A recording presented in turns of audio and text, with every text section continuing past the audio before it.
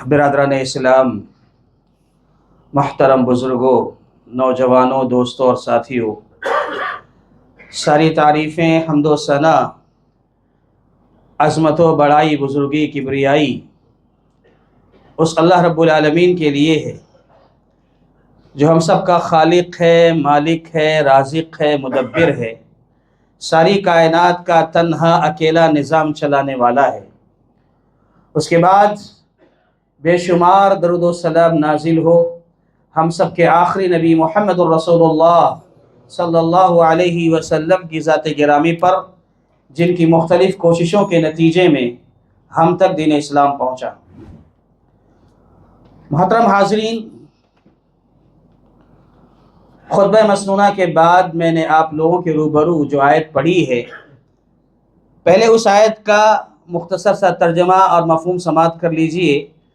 अल्लाह तबारक व तआला ने फरमाया कि मस्जिदें वही लोग आबाद करते हैं जो अल्लाह पर ईमान रखते हैं, आखिरत के दिन पर ईमान रखते हैं, नमाज कायम करते हैं, ज़कात अदा करते हैं, अल्लाह के सिवा किसी और से डरते नहीं हैं, और यही वो लोग हैं जो हिदायत पर हैं। मेरे भाइयों, तर्जमे से आप तमाम ने मुलाहदा फरमा लिया कि अल्लाह तबारक व तआला ने इस आयत करीमा में चंद बातें जो बताई हैं, उनमें एक अहम बात ये बताई कि अल्लाह तबारक व तआला ने उन लोगों के ईमान की गवाही दी है, उन लोगों के ईमान की शहादत दी है जो मस्जिदों को बनाते हैं, मस्जिदों की तामीर करते हैं, मस्जिदों को आबाद करते हैं। ऐसे लोगों के ईमान की अल्लाह ताला शहादत देता है। यानी जो लोग मस्जिदों को बनाते हैं, मस्जिदों को आबाद करते हैं, मस्जिदों की देख रेख करते हैं, मस्जिदों का इंतज़ाम संभालते हैं, ऐसे लोगों के ईमान की शहादत अल्लाह ताला ने दी है कि ये लोग मोमिन हैं, जिनका जो भी हिस्सा, जो भी ताल्लुक़ मस्जिद से बना रहता है, जो मस्जिद से जुड़े रहते हैं, वो मोमिन हैं। इस बात की गवाही अल्लाह रब्बुल आलमीन ने खुद दे दी है। ये बहुत अहम बात है। मेरे भाइयों, आज इस मुख्तसर से वक्त में मैं खुतबा जुमा में मस्जिद के हवाले से कुछ बात करना चाहता हूँ। मोहतरम साथियों, मस्जिद की अज़मत और अहमियत, उसका मकाम व मर्तबा, उसकी फ़जीलत, उसके लिए सिर्फ़ यही एक बात काफ़ी है कि दुनिया में जहाँ कहीं भी मस्जिदें हैं, वो सारी की सारी मस्जिदें अल्लाह का घर कहलाती हैं। अरबी ज़बान में बुयूतुल्लाह कहा जाता है कि सारी मस्जिदें ये अल्लाह रब्बुल आलमीन का घर हैं। मेरे भाई, मस्जिदें, इसकी अज़मत का क्या कहना कि ये वो जगह है जहाँ पर आसमान से फ़रिश्तों का नुज़ूल होता है। मस्जिदों में आसमान से फ़रिश्ते उतरते हैं, दुआए रहमत व मग़फ़िरत करते हैं, रहमत के परों को बिछाते हैं। मशहूर हदीस आपने सुनी है बारहा। प्यारे नबी मुहम्मदुर रसूलुल्लाह सल्लल्लाहु अलैहि वसल्लम ने इरशाद फरमाया, यतआक़बूना फ़ीकुम मलाइकतुम बिल्लैलि व मलाइकतुम बिन्नहार व यज्तमिऊना फ़ी सलातिल फ़ज्र व सलातिल अस्र, के फ़रिश्तों का इज्तिमा होता है। वो फ़रिश्ते जो रात भर अल्लाह के हुक्म से दुनिया में अपनी ड्यूटी अंजाम दिए हुए हैं, वो फजर में इकट्ठा होते हैं, और जिन फरिश्तों को अभी दिन में खिदमत अंजाम देनी है, वो आसमान से उतर कर आते हैं, फजर की नमाज में शामिल होते हैं। तो फजर की नमाज में और इसी तरीके से असर की नमाज में दोनों फरिश्तों का इज्तिमा हुआ करता है। नमाज के बाद ये फरिश्ते, यानी जो फरिश्ते रात गुजारे हुए हैं, नमाज के बाद फ़यारुजुल्लज़ीना बातू फ़ीकुम, जो फरिश्ते तुम्हारे दरमियान रात गुजारते हैं, वो आसमान पर चढ़ जाते हैं, आसमान पर चले जाते हैं। फिर उसके बाद फ़यस्अलुहुमुल्लाह, अल्लाह उनसे पूछता है, अल्लाह उनसे सवाल करता है, ऐ मेरे फरिश्तों, तुम दुनिया में गए थे, बताओ मेरे बंदे दुनिया में क्या कर रहे थे। हालांकि अल्लाह सब जानता है, अल्लाह को सब पता है, लेकिन हुज्जत पूरी करने के लिए, हमें और आपको हौसला देने के लिए अल्लाह तबारक व तआला फरिश्तों से पूछता है, ऐ मेरे फरिश्तों बताओ تم دنیا میں گئے تھے میرے بندے کیا کر رہے تھے؟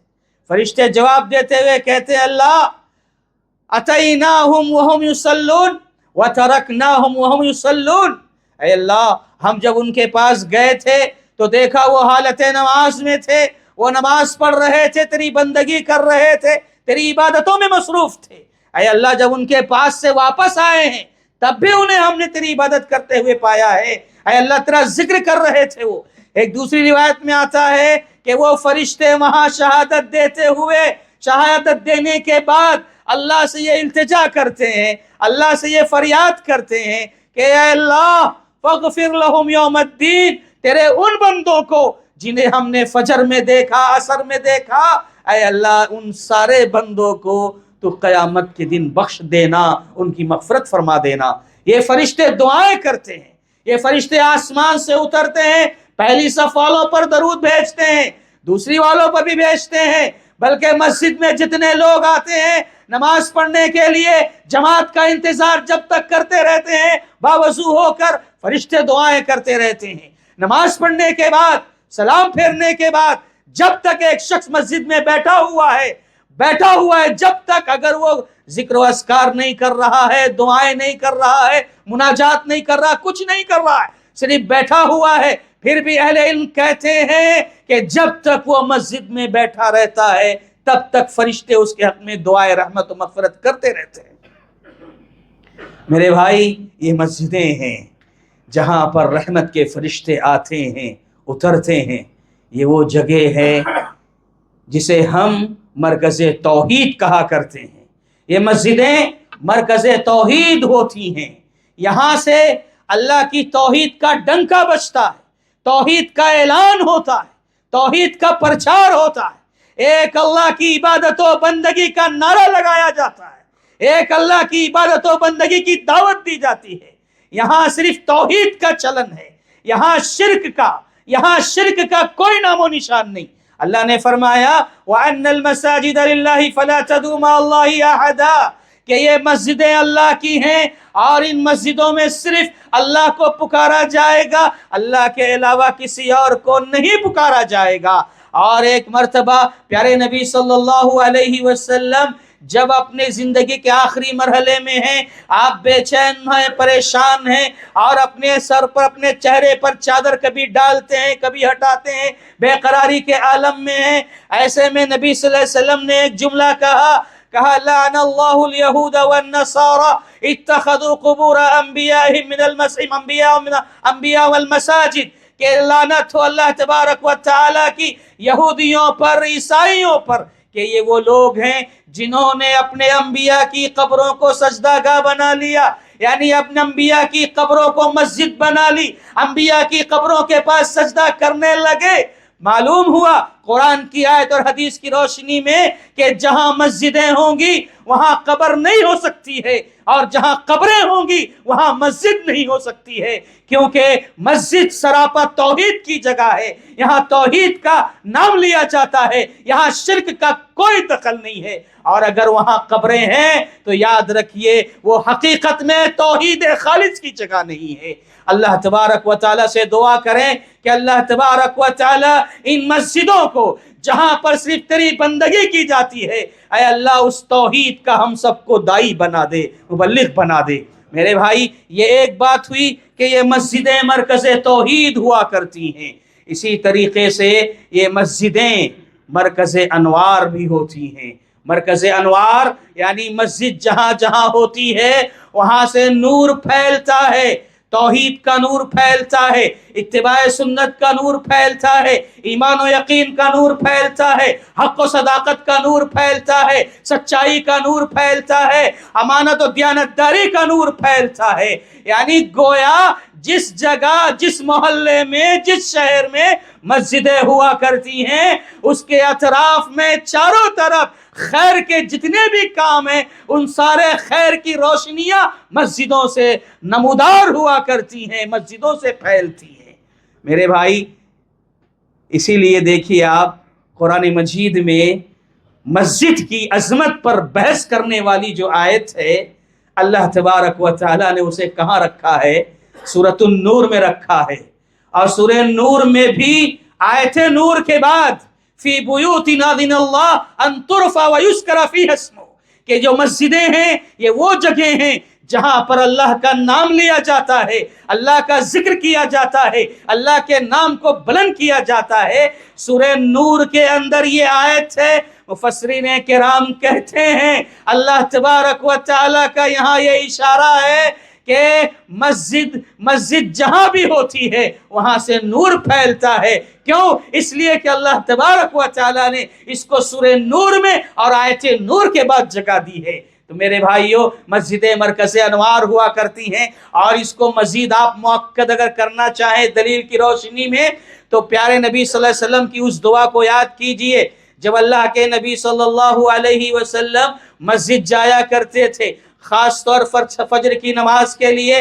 तो प्यारे नबी सल्लल्लाहु अलैहि वसल्लम दुआ करते थे। कौन सी दुआ? अल्लाहुम्मा जअल फी क़ल्बी नूरा व फी बसरी नूरा व फी समई नूरा व अन यमीनी नूरा व अन यसारी नूरा व फौकी नूरा व तहती नूरा व अमामी नूरा व खल्फी नूरा अल्लाहुम्मा जअल ली नूरा। ये दुआ करते थे, ऐ अल्लाह मेरे दिल को मुनव्वर कर दे, ऐ अल्लाह मेरे कानों को नूर कर दे, मेरी आंखों को नूर कर दे, ऐ अल्लाह मेरे दाएं भी नूर कर दे, अल्लाह मेरे बाएं भी नूर कर दे, अल्लाह मेरे ऊपर भी नूर कर दे, अल्लाह मेरे नीचे भी नूर कर दे, अल्लाह मेरे आगे भी नूर कर दे, अल्लाह मेरे पीछे भी नूर कर दे। अल्लाहुम्मा जअल ली नूरा, ऐ अल्लाह मुझे नूर में नहाया हुआ इंसान बना दे। मेरे भाई, प्यारे नबी मुहम्मदुर रसूलुल्लाह सल्लल्लाहु अलैहि वसल्लम की एक जामे दुआ है जो आप नमाज के लिए जाया करते थे तो पढ़ा करते थे। तो मालूम हुआ कि ये मस्जिदें मरकज़े अनवार हुआ करती हैं। इसीलिए इसी तरह मेरे भाई, ये मस्जिदें जहां भी होती हैं, समाज और मुआशरे के जितने भी मसाइल होते हैं उन मसाइल के हल का ये मस्जिदें मरकज हुआ करती हैं, सेंटर हुआ करती हैं। समाज के जो भी मसले हैं, चाहे शादी ब्याह के मसले हो, निकाह के हो, तलाक के हो, प्रॉपर्टी के हैं, जायदाद के हो, मसले मसाइल विरासत के हो, मियाँ बीवी के हो, आपसी इख्तिलाफ हो, जितने भी मसाइल समाज और मुआशरे के हुआ करते हैं उन सारे मसाइल का हल यही मस्जिदें हुआ करती हैं। मेरे भाई, क्यों? इसलिए कि यहाँ एक आलिम होता है, यहाँ एक आलिम दीन होता है। आपके सारे मसाइल जो भी होते हैं आप इन्हीं मस्जिदों में आकर उलमा से सवाल करते हैं, ये उलमा आपके सारे मसाइल का हल पेश करते हैं। यानी गोया मैं ये कहना चाहता हूँ कि मस्जिदें जहाँ भी होती हैं वो हमारे समाजी मसाइल के हल का जरिया भी हुआ करती हैं। आप देखिए, इसी तरफ इशारा किया जो मैंने अभी आयत पढ़ी कि अल्लाह ने सूरह नूर में आयत नूर के बाद आयत रखी है मस्जिद के हवाले से।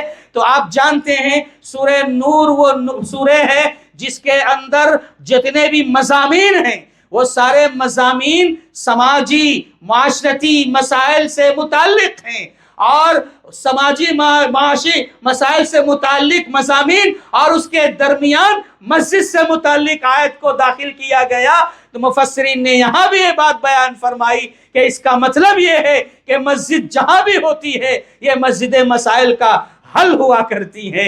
मेरे भाइयों, देखिए आप, मस्जिदें जो होती हैं मसाइल का हल होती हैं। यही वजह है कि जब प्यारे नबी मुहम्मदुर रसूलुल्लाह सल्लल्लाहु अलैहि वसल्लम मक्का से मदीना हिजरत करके जब आए थे तो आपके पीछे बहुत सारे सहाबा भी हिजरत करके आए थे। वो सहाबा जो बड़े मालदार भी थे, साहिब हौसियत और सरवत भी थे, बड़े पैसे वाले सहाबा थे, लेकिन जब हिजरत करके उनको मदीना आना पड़ा तो बहुत सारी रुकावटें आई सामने। वो सहाबा अपना सारा माल, सारी दौलतें मक्के में निछावर करके आए, लुटा दिया, गंवा दिया। मक्के से मदीना वो सहाबा आ रहे हैं तो मक्के में सब कुछ अपना लुटा कर गंवा कर आए हैं, और मदीना पहुंचने के बाद सहाबा सिफर हो गए हैं, जीरो हो गए, कुछ नहीं है पास में। अल्लाह के नबी सल्लल्लाहु अलैहि वसल्लम को पता है कि मेरे सहाबा सब फकीर होकर आए हैं, उनके सामने बहुत सारे मसाइल हैं, कोई घर नहीं है, रहने के लिए ठिकाना नहीं है, और कोई रिश्तेदार नहीं है, कोई पहचान का नहीं है, अजनबी शहर है, खाने पीने का, बिजनेस का, कारोबार का کوئی انتظام نہیں، کوئی اہتمام نہیں. ایسے دسیوں چیلنجز، دسیوں مسائل تھے پیارے نبی محمد الرسول اللہ صلی اللہ علیہ وسلم کے سامنے، لیکن اللہ کے نبی نے مدینہ آنے کے بعد سب سے پہلے جو کام کیا ان کے مسائل کو حل نہیں کیا. سب سے پہلا جو کام کیا اللہ کے نبی نے مسجد نبوی بنائی. مسجد نبوی بنائی، اور آپ کا یہ اشارہ تھا کہ جب یہاں مسجد قائم ہو جائے گی تو مسجد کی برکت سے سارے مسائل معاشرے کے حل ہو جائیں گے. میرے بھائی اندازہ اسی سے لگا لو آپ کہ آپ مکہ سے مدینہ آ رہے ہیں، ابھی مدینہ نہیں پہنچے ہیں، ایک جگہ پڑاؤ ڈالا ہے مدینے سے پہلے، چند دنوں کا پڑاؤ ڈالا نبی نے، اور وہاں پر 14-15 دن رکے رہے، اور انہی دنوں میں آپ نے مسجد وہاں بھی بنا ڈالی جس کا نام آج مسجد قباء ہے. یعنی اللہ کے نبی محمد الرسول اللہ صلی اللہ علیہ وسلم نے کتنی اہمیت دی ہے مسجدوں کو. میرے بھائی یہ اللہ کا گھر ہیں، یہ مسائل کا حل ہیں، ہمارے ہر طرح کے مسائل کا حل یہ مسجدیں پیش کیا کرتی ہیں. یہ اور بات ہے کہ آج ہم مسجدوں سے فائدے نہیں اٹھاتے، الگ بات ہے، لیکن اپنے اندر یہ مسجدیں مرکزیت رکھتی ہیں، بہت سارے خیر کا ذریعہ ہوا کرتی ہیں. یہی نہیں، یہ مسجدیں جہاں بھی ہوتی ہیں میرے بھائی وہاں سے ہمارے اور آپ کے مسائل جو حل ہوتے ہیں. کیسے؟ یعنی یہاں پر جب علماء بیٹھتے ہیں، ہم سوال کرتے ہیں، ہمارے سوالوں کا جواب دیا جاتا ہے. یعنی گویا اس کو دوسرے الفاظ میں یہ کہیے، یہاں سے علم بڑھتا ہے، علم پھیلتا ہے. آپ عقیدے کے تعلق سے، اتباع سنت کے تعلق سے، سماج کے معاشرے کے تعلق سے جو بھی اشکالات آپ کے سامنے ہوتے ہیں، آپ یہاں آ کر علماء سے سنتے ہیں، علماء آپ کے مسائل کا جواب دیا کرتے ہیں. میرے بھائی دور مت جائیے، میں ایسی بہت ساری مثالیں جانتا ہوں، ہمارے علماء جانتے ہیں.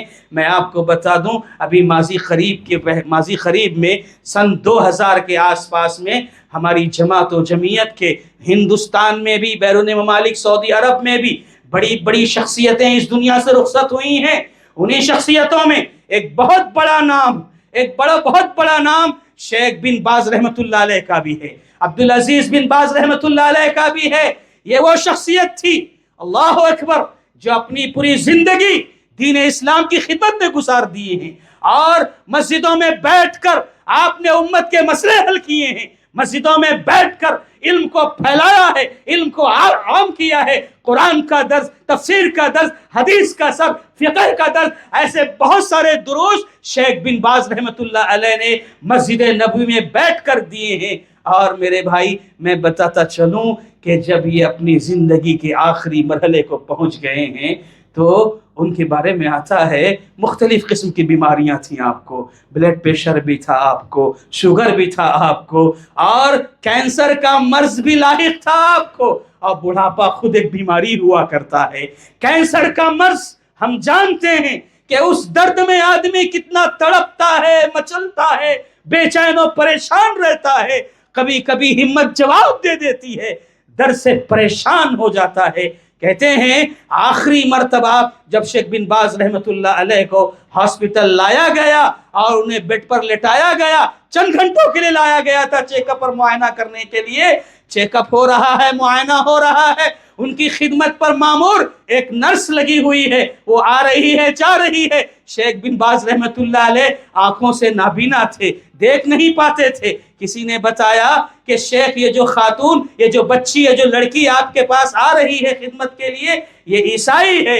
اللہ اکبر. شیخ بن باز رحمۃ اللہ علیہ وہ شخصیت کہ اتنا درد ہے، تڑپ رہے ہیں، پھر بھی اپنا سارا درد غم بھول بیٹھے اور اس بچی کو اپنے پاس بلایا. کہا ہے میری بیٹی سنو، عیسیٰ علیہ السلام اللہ کے نبی ہیں، اللہ کے رسول ہیں. اللہ اکبر. ایسی تکلیف میں، درد میں، بڑھاپے میں اس بچی کو اسلام کی دعوت دے رہے ہیں، اسلام کا پیغام سنا رہے ہیں. اور یہی نہیں، ان کا یہ معاملہ تھا کہ ہر دن عشاء کی نماز کے بعد مسجد نبوی میں بیٹھتے تھے، لوگ سوال کرتے تھے، آپ ان کے سوالوں کا جواب دیا کرتے تھے. اس دن بھی یہی ہوا.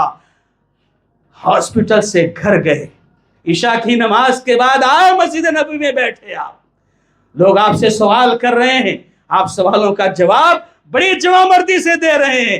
حالانکہ کتنی بیماریاں آپ کو لگی ہوئی ہیں، لیکن جواب بڑی دیدہ دلیری سے جوان مردی سے دے رہے ہیں۔ کہا جاتا ہے کہ ان سے آخری سوال جو کیا گیا تھا وہ طلاق کا مسئلہ تھا۔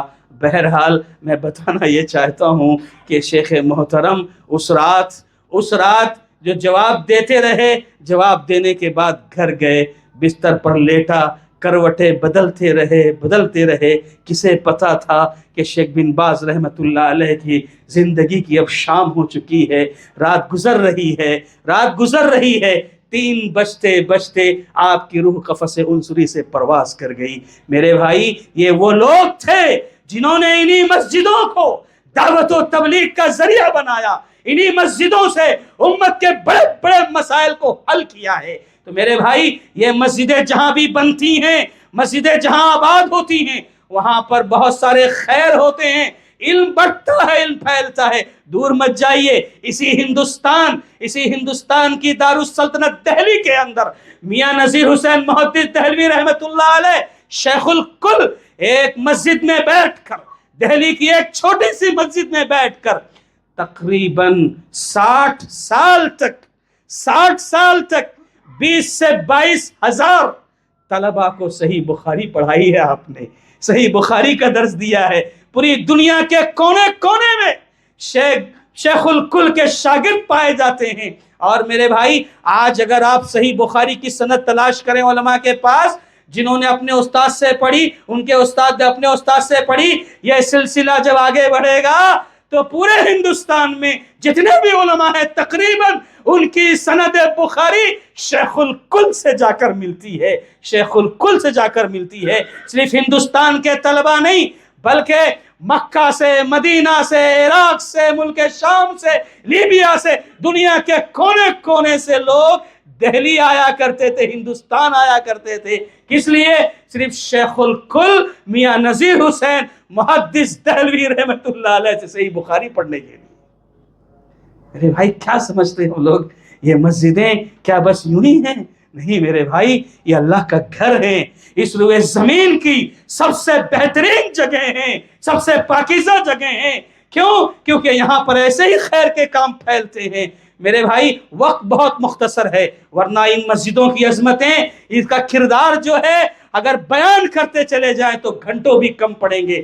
بہرحال میں یہ بتانا چاہتا ہوں کہ یہ میاں نذیر حسین محدث دہلوی رحمت اللہ علیہ کی بات ہو رہی تھی نا، ضمناً ایک بات بھی سن لیجئے کہ شیخ الکل نے ایسی محنت کی تھی کہ اپنے غریب طلباء پر خرچ بھی کرتے تھے، کماتے بھی تھے، اور کیا کرتے تھے جانتے ہیں؟ دن بھر پڑھاتے تھے بخاری، اور رات میں اپنا لباس تبدیل کر کے ریلوے اسٹیشن پر جا کر کھولی کا کام کیا کرتے تھے۔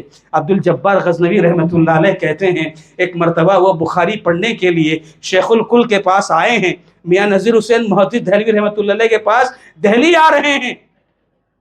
صرف نام سنا ہے، اس زمانے میں ایسے ٹچنگ موبائل نہیں تھے، کیمرے والا موبائل نہیں تھا کہ پل بھر میں تصویریں یہاں سے وہاں پہنچ جاتی تھی، کوئی پہچانتا نہیں تھا جو دور سے آتا تھا، بس صرف نام جانتے تھے یہ میاں نذیر حسین محدث دہلوی ہے۔ عبدالجبار غزنوی رحمت اللہ علیہ جو ان کے شاگرد ہیں، وہ اپنا پہلا سفر بیان کرتے ہیں کہ جب وہ دہلی پہنچے، ریلوے اسٹیشن پر اترے، ان کے ہاتھوں میں کتابوں کا گٹھر تھا، ساز و سامان تھا، کھڑے رہ کر کلی تلاش کرنے لگے۔ سامنے ایک شخص نظر آیا، اس سے پوچھا کیا تم میرا سامان فلاں مسجد تک لے چلو گے؟ کہا بالکل لے چلیں گے، اور سبحان اللہ ان کا سامان اٹھایا گیا اور جس مسجد میں ان کو جانا تھا وہاں تک پہنچایا گیا۔ جب پہنچا کر کے پیسہ دینے لگے تو کہا کہ نہیں، جو طلبہ ہوتے ہیں میں ان سے پیسے نہیں لیا کرتا ہوں۔ پھر اس کے بعد وہ شخص سامان چھوڑ کر جانے لگا، یہ مسجد میں داخل ہوئے، وہاں لوگ بیٹھے تھے، ان سے پوچھا مجھے میاں نذیر حسین محدث دہلوی رحمت اللہ علیہ سے ملنا ہے، کیا میری ملاقات ہو سکتی ہے؟ تو انہوں نے کہا کہ ابھی جو آپ کا سامان لے کر آئے تھے قلی بن کر کے، وہی تو شیخ الکل ہیں، وہی تو میاں نذیر حسین تھے۔ اللہ اکبر! فوراً واپس پلٹے عبدالجبار غزنوی، ان سے ملاقات کی، آنکھوں میں آنسو آ گئے، کہا مجھے معاف کیجئے، میں آپ کو نہیں پہچان سکا۔ میرے بھائی، میں کہنا یہ چاہتا ہوں کہ یہ شیخ الکل تھے جن کی بڑی خدمات ہیں، اور انہی مسجدوں میں بیٹھ کر کے انہوں نے تقریباً 60 سال تک صحیح بخاری پڑھائی ہے۔ بہرکیف میرے بھائیوں، مسجدیں بڑی عظمت کی جگہ ہوتی ہیں، ان کا بڑا مقام ہے، لہذا سوچیں وہ لوگ جو لوگ مسجدوں کی تعمیر میں حصہ لیتے ہیں وہ کتنے خوش نصیب ہوں گے، جن کا ایک روپیہ بھی مسجد کی تعمیر میں کہیں بھی لگ جاتا ہے، مسجد کے خرچ میں استعمال ہو جاتا ہے، سوچیں وہ کتنے خوش نصیب ہوں گے۔ یقیناً جتنے بھی خیر کے کام مسجدوں سے ہوں گے، مسجد میں پیسہ خرچ کرنے والے کے لیے یہ صدقہ جاریہ ہو جایا کرتا ہے۔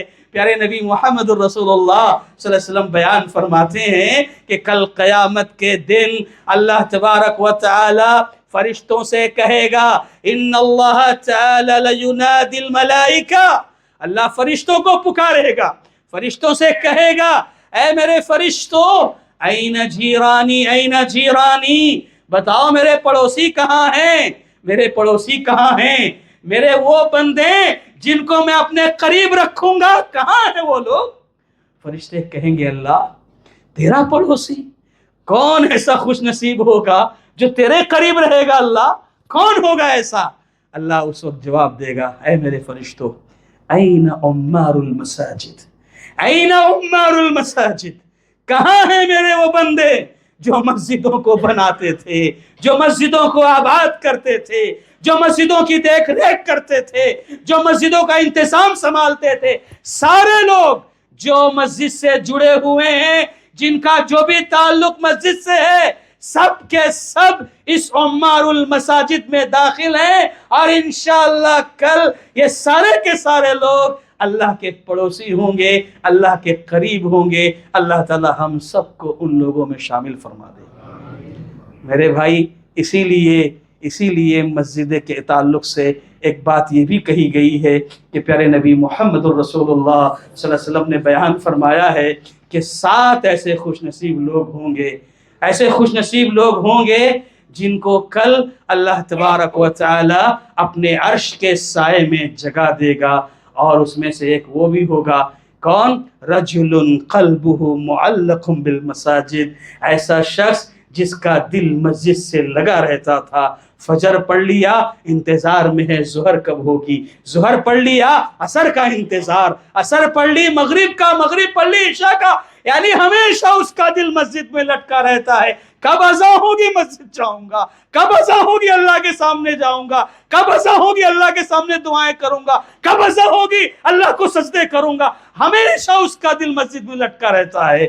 تو یہ خوش نصیب لوگ، اور اسی لیے ہمارے سلف اس کا پورا اہتمام کیا کرتے تھے۔ سعید ابن مسیب رحمۃ اللہ علیہ کے بارے میں آتا ہے کہ یہ کہتے ہیں، ما اذن مؤذن منذ 20 سنۃ الا وانا فی المسجد، کہ 20 سال تک مسلسل، 30 کی بھی روایت ہے، 40 کی بھی ہے، 60 کی بھی ہے، ہم 20 کی روایت لے رہے ہیں کہ 20 سال تک مسلسل مؤذن نے اذان جب دی ہے، میں اذان سے پہلے مسجد پہنچ جایا کرتا تھا، اذان سے پہلے مسجد پہنچ جایا کرتا تھا۔ یہ اہتمام تھا مسجد سے جڑے رہنے کا سعید ابن مسیب رحمۃ اللہ علیہ کا۔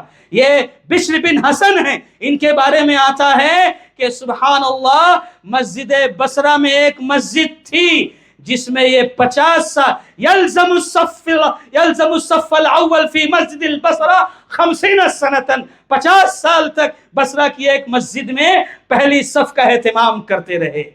میرے بھائی، ہمارے سلف تھے، ایک نام نہیں، 2 نام نہیں، سینکڑوں نام ہیں ہمارے سلف کے، جن کا تقوی، ان کا طہارت بولتا تھا، ان کی عبادت بولتی تھی، مسجد سے تعلق ان کا ایسا تھا، ان کا کردار سبحان اللہ، کہ بہت سارے غیر مسلم بھی ان کی عبادتوں سے، تقوی سے، طہارت سے، اخلاق و کردار سے ان کو جب دیکھتے تو متاثر ہوتے، اور متاثر ہو کر اسلام میں داخل بھی ہو جایا کرتے تھے۔ اللہ خود کہتا ہے نا ایک جگہ، ربما یود الذین کفروا لو کانوا مسلمین، کبھی ایسا ہونا چاہیے کہ یہ غیر مسلم مشرک کافر جب تمہیں دیکھیں، مسلمانوں کو دیکھیں، مسلمانوں کے کیریکٹر کو دیکھیں، مسلمانوں کی عبادت و بندگی کو دیکھیں، تو وہ بھی رش کریں، تمنا کریں، خواہش کریں، کاش ہم بھی مسلمان ہوتے تو کتنا اچھا ہوتا۔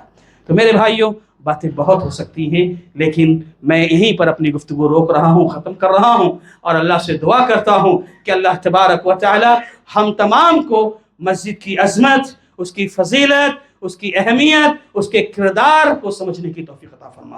اے اللہ جہاں کہیں بھی مسجدیں بنتی ہیں، مسجدوں کا جہاں کہیں بھی کام ہوتا ہے، کچھ نہ کچھ حصہ ہمارا بھی اس میں لگ جائے، اللہ ہمیں اس کی تو توفیق عطا فرما۔ اللہ ہمیں دنیا میں عزت کے ساتھ رکھنا، ہمارا خاتمہ ہو تو ایمان بالخیر پر ہو، آمین۔ بارک اللہ لنا ولکم فی القرآن العظیم ونفعنا وإیاکم بالآیات ذکر حکیم رب الحلیم۔